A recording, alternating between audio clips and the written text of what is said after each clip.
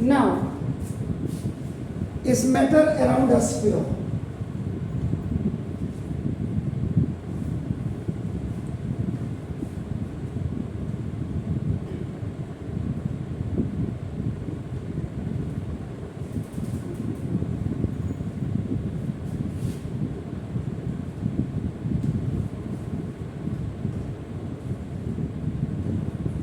इसमें जो आपका बेसिकली अभी जो टॉपिक है, the current topic is that is concentration of a solution.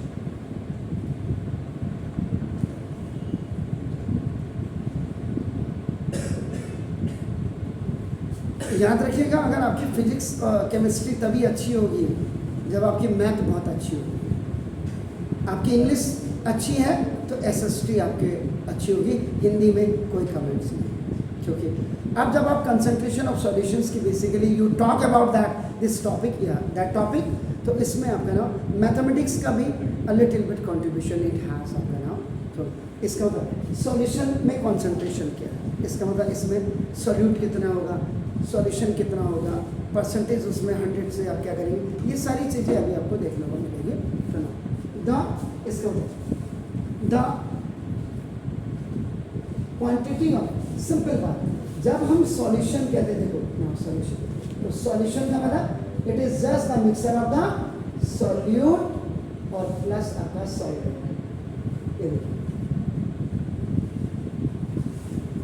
Solute और सॉल्वेंट तभी आपका सॉल्यूशन है, अदरवाइज बिल्कुल नहीं आपका।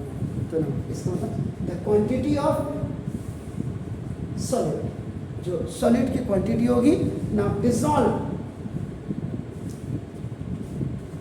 in a given mass, या in place of this you can use the volume भी आप इसमें यूज कर सकते हैं।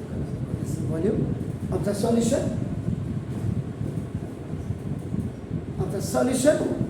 और solvent is called concentration।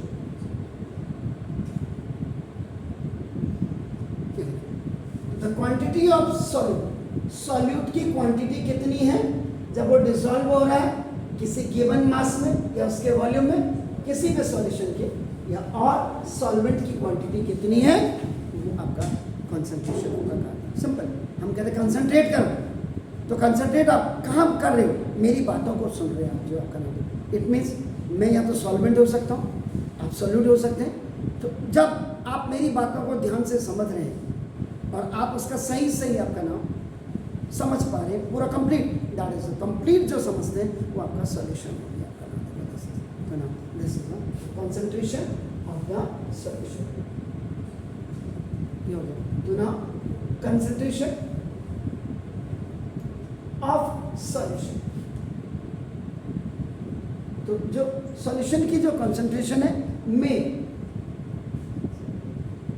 Also भी expressed in terms of percent के टर्म पे, बाय मास ऑफ सॉल्यूट के मास की परसेंटेज में आप इसको कर सकते हैं इन ग्राम्स, यानी कि याद रखिएगा ये ग्राम्स में ही होना चाहिए सॉल्यूट के अगर इन ग्राम्स। तो this gives the mass of solute per 100 gram unit आपका देखो of solution as shown given का मतलब 2-3 दिन बाद लिख रहा हूँ ना, तो थोड़ा सा अपना देखो ये है, इसका मतलब the concentration of a solute in a saturated solution। दो सॉल्यूशन होते हैं, एक सैचुरेटेड सॉल्यूशन होता है, एक अनसैचुरेटेड सॉल्यूशन होता है। यहां पे आप सैचुरेटेड सॉल्यूशन की बात करें at a definite temperature is called solubility. देख लीजिएगा, अगर आपको कोई बोलेगा कि प्लीज आप डिफाइन द सॉल्युबिलिटी, तो the concentration of solute in a saturated saturated आपका दिस अ सॉल्यूशन, क्या क्या सॉल्यूशन नहीं लिखा, एट ए डेफिनिट टेम्परेचर, इसको आपका सॉल्युबिलिटी कहा जाता है of that solute of in a particular solution, in a particular solution। ये हो गया सर। इसका मतलब ये थोड़ा सा चाटने वाला है, तो दिमाग लगाना, चाटने का होता है दिमाग। The concentration of a solution is expressed in several way, कई प्रकार से आप इसको अपना कंसंट्रेशन को आप कर सकते हैं। पहले फर्स्ट मास, अगर आप करेंगे मॉस, तो mass by this mass by mass percentage, percent का साइन बनाओ और ए जी लिखो तो परसेंटेज हो जाएगा अपना। देखो this is of solute in solution, किसी भी सॉल्यूशन में उस मास परसेंटेज कितनी है उस सॉल्यूट के मास की आप बना देखो, या और इसको परसेंटेज ऑफ मास भी कहते हैं अपन जैसे। तो इसका मतलब mass by mass percentage of a solute equal, इसमें ये formula mass of solute upon mass of solution or into 100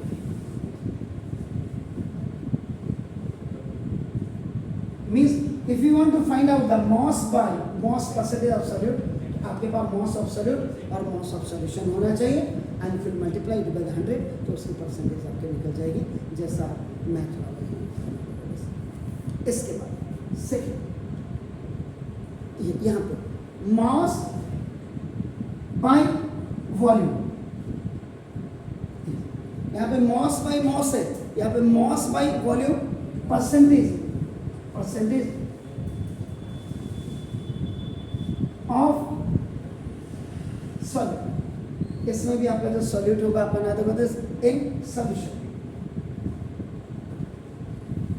यहाँ पे mass by mass percentage of solute in solution है, यहाँ पे mass by volume percentage of solute in solution है, याद रखिएगा आपका नाम होगा। तो ये क्या हो जाएगा, अब यहाँ पे आप लिख सकते हैं mass by volume percentage of solute, यहाँ ऊपर तो ठीक रहेगा, मॉस रहेगा आपका मॉस ऑफ सॉल्यूट, लेकिन नीचे आपका हो जाएगा volume of solution, volume of solution और इनटू आपका नाम देगा ये आपका 100, ये फॉर्मूला है। तो अब यहाँ पे थर्ड चीज रखिए the unit of mass by this, ये volume am I required, volume आपका देखो वॉल्यूम परसेंटेज दिस इज आपका नाम मे बी एक्सप्रेस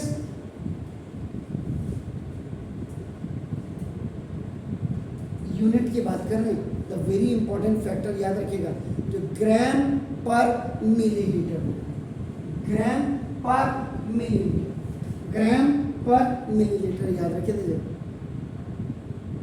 इसको आप, या और ग्राम पर लीटर, 1 लीटर में कितना मिलीलीटर होता है, कितना, ये सब आपको इसमें हो जाएगा।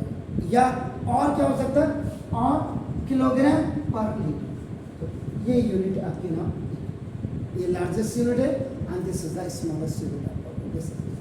This is the smallest unit